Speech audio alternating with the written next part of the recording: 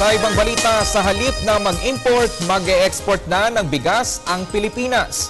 Inayag ito ni Agriculture Secretary Proceso Alcala kasabay ng ceremonial send-off ng 35 metriko toneladang bigas patungong Dubai.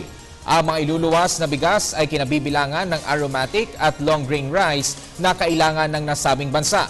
Ayon sa kalihim, ang pag-export ng bigas ay alinsunod sa policy ni Pangulong Aquino para sa ibayang pagpapasagana ng produksyon ng bigas sa bansa. Sinabi pa ni Alcala na layunin din ng programa na maiangat ang pamumuhay ng mga magsasaka at makatugon ang mga bansa sa pandaigdigang kompetisyon. We are almost there doon sa sufficiency. So after hitting the sufficiency, saan po natin dadalhin sobra?